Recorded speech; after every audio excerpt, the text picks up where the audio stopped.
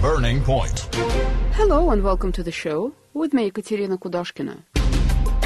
Ukrainian Prime Minister Arseniy Yatsenyuk is meeting NATO Secretary-General Jens Stoltenberg on Monday to discuss prospects of further cooperation. Presenting the program of his government for 2015 in Rada, the country's parliament, he said the main task for the country next year will be to survive, like he put it, Russian military aggression and a deep economic crisis. In fact, Kiev and NATO are saying that the current crisis has left Kiev no choice but to turn to NATO for protection. Yet the truth is, the process of Ukraine's integration into NATO started almost 2 decades ago. And this is something we're discussing with our guest speaker, Rick Rozoff, the manager of the Stop NATO International Network, based in the U.S. Yeah, in 1994, 20 years ago, Ukraine became the first former Soviet Federal Republic to be recruited into NATO's post-Cold War era transitional military partnership, the one which is called Partnership for Peace. The name of which, of course, is a glaring misnomer, as it's been used, in effect, to deploy troops for candidate members in several war zones, including in the Balkans, Iraq, Afghanistan, Libya, and so forth. But I think it's significant that 20 years ago, which is, say, only 3 years after the formal dissolution of the Warsaw Pact, or the Warsaw Treaty Organization, and the fragmentation of the Soviet Union into its 15 constituent federal republics. Only 3 years later, NATO, at the instigation of the United States, undoubtedly, sought out Ukraine as the first former Soviet nation to be, brought into that transitional program.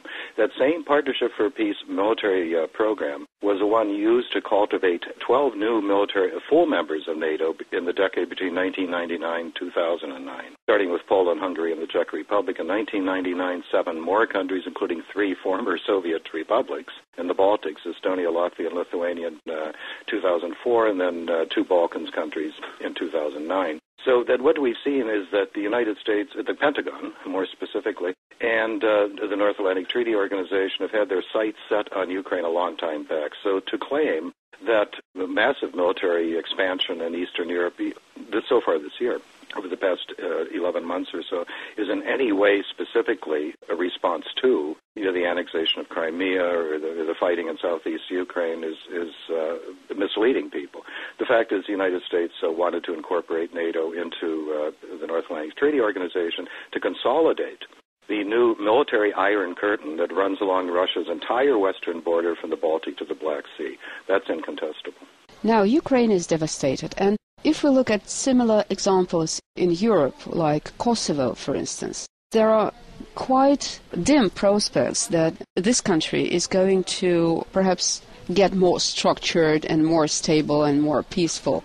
So would NATO really want this kind of member? No, a statement was made or reported in Polish press and Polish radio by the infamous Zbigniew Brzezinski, former national security advisor to the Carter administration and major Russophobe geostrategist, who cautioned the West that bringing Ukraine into NATO would be neither good for NATO nor Ukraine. He's correct. However, the fact that using Ukraine as a territory from which it can operate is in many ways much more advantageous than bringing it in as a full member. And first of all, we have to recall that NATO stipulates quite clearly there are preconditions for a full membership in the bloc. 2 of the obstacles, rather, are confronting Ukraine currently. First of all, there can be no territorial conflicts in the nation, and there is, vis-a-vis Crimea, certainly from the point of view of the junta in Kiev, but also in the fighting around the Donetsk-Lugansk region. Number 2, there can be no foreign military personnel on the territory of the candidate member state. And by foreign, I think we're safe in assuming non-NATO. In other words, there could be a proliferation of U.S., German, French, Italian, British troops. But if there's, one Russian peacekeeper anywhere in a disputed area, that, is considered a foreign military presence. So that the fact that the Russian Black Sea Fleet, for a long time has been in Crimea automatically would have disqualified Ukraine under any conditions for full NATO membership. So the obvious conclusion to draw from that is that the Russian Black Sea Fleet had to be evicted. And I'm certainly was the active intent based on orders they received from the likes of Victoria Nuland and Jeffrey Pyatt in Kiev. That was the intent of the new junta in February, was to evict the Russian Black Sea Fleet and consolidate the nation under pro-Western orientation so as to bring it into the NATO fold. So is it advantageous for Ukraine to be in NATO? No more than Georgia. And by the way, we should note that for at least the last decade, those two countries have been formed a couple that were considered to be integratable at the same time, and the plan was for NATO to bring them both in simultaneously. Well, as we know, Georgia also has unresolved territorial conflicts, and they still have foreign troops on what they claim to be their territory, Abkhazia, South Ossetia. We also know, by the way, that the Orange Revolution in Ukraine in 2004, modeled after the Rose Revolution, so-called, in Georgia the preceding year, brought to the forefront, in the case of Georgia, Mikhail Saakashvili, who was a U.S.-educated attorney. He graduated from Columbia University, where Mr. Brzezinski taught. And we know that Viktor Yushchenko, who copied his example in 2004, is married to an American, Kathy Yushchenko, who was born and raised here in Chicago. So there's an American hand in the color revolutions in both countries. But the two are considered, if you will, a doublet to be incorporated simultaneously. Another thing that's important to note, as much obloquy is being poured on Viktor Yanukovych right now in the Western media and by Western government officials, trying to portray him in essence as a Russian puppet or something of the sort. He, Yanukovych, became the first non-NATO country to supply a military vessel for the North Atlantic Treaty Organization's permanent naval surveillance and interdiction operation in the Mediterranean, Operation Active Endeavor. He then, shortly thereafter, his government, that is, supplied a vessel, again the first non-NATO one to do it, to NATO's now permanent naval operation off the Horn of Africa and in the Arabian Sea, Operation Ocean Shield. And up until the coup d'etat in February this year in Ukraine was one of 4 non-NATO countries that was going to be incorporated into NATO's new international response force, the other 3 being Georgia and another double, if you will, Finland and Sweden. So we see that the integration process with Ukraine has been underway for a long time. We have to remember that the Leonid Kuzma government supplied 2,000 troops for the occupation of Iraq after 2003 as part of arrangements under NATO's Partnership for Peace program. So that Ukraine was already well underway towards being integrated into NATO. And what it appears is the U.S. may have overplayed its geopolitical hand in the area and set back its plans to bring Ukraine as a full member into the North Atlantic Treaty Organization. We're discussing the 20 years of relations between Ukraine and NATO. Our guest speaker is Rick Rozoff, manager of the Stop NATO International Network, coming to us from Chicago. Burning Point. What is the ultimate goal? Is it to attack Russia or perhaps use different tactics on Russia? I've long said, and I think any even amateur military strategist or student of military history can tell you, you don't besiege a country unless you intend to starve it out or attack it. And when the United States, since the major round of NATO expansion in 2004, where they brought in Bulgaria, Romania, Slovenia, Slovakia, Estonia, Latvia, Lithuania, they immediately, within weeks, if not days, set up a permanent, what they refer to as an air policing operation in Lithuania. What these are air patrols by advanced generation warplanes. Initially, they were 4 planes. That's been brought up now to, I think 6 times is that number, if I'm not mistaken. It's, in a neighborhood of 20 or 24 warplanes permanent, patrolling the Baltic from Lithuania. A comparable air base has been upgraded and turned over to NATO in the United States and Estonia. A new one is on its way in Latvia as well. The U.S. has, taken over, essentially, the Lask air base in Poland, where it's rotating F-16 warplanes. In addition to 48 F-16s, they basically compelled the Polish government to purchase at the beginning of this year. Poland does not have 48 F-16s for any other reason than to confront Russia. Similarly, in Bulgaria and Romania, 2008-2009, the U.S. secured 8 major military bases, including at least 3 large-scale or major, potentially strategic air bases. And this goes on all the way down the line.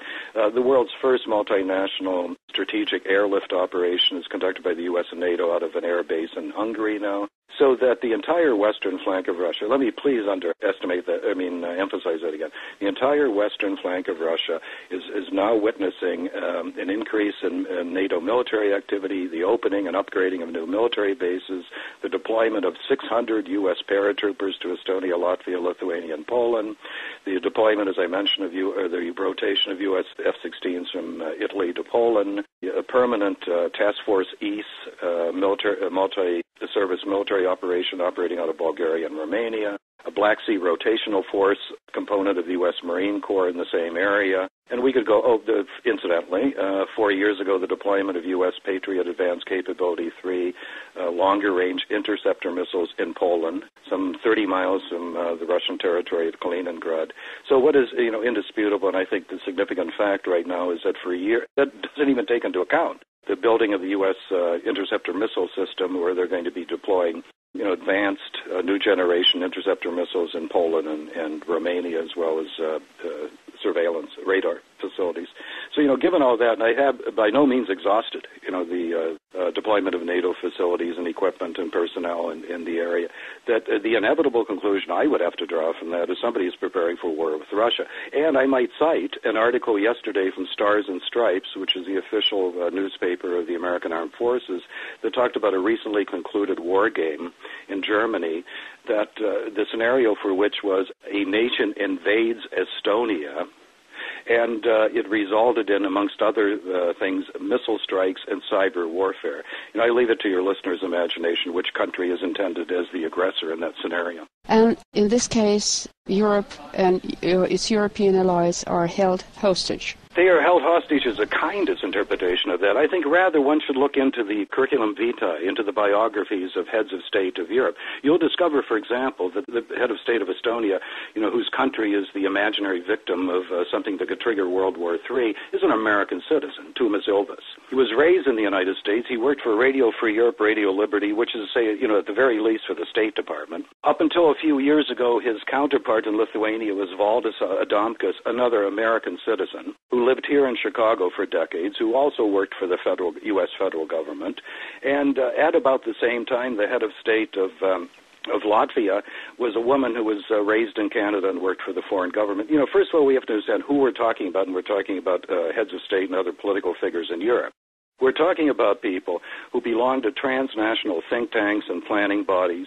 The U.S. Atlantic Council, for example, which is a major think tank promoting NATO development and expansion around the world, has its counterparts in 30 or 40 other countries, including most every European country. They have essentially seduced, if not bribed or recruited, most every political leader in Europe. And we have to, first of all, we have to be clear about that. The fact that Foreign Minister Sergei Lavrov yesterday had to, finally have some harsh words about German political leadership. I'm thinking in particular what he said vis-a-vis Chancellor Angela Merkel, I think should expose this, what should I say, charade, that there's an independent foreign policy orientation in Europe, and somehow that a person like Chancellor Merkel is one person when she's wearing her EU credentials and another when she's wearing her NATO credentials. Nothing could be further from the truth. The European Union and NATO are effectively merging not only their military but their foreign policy orientations and programs, including sharing military commanders, sharing military bases, sharing military assets.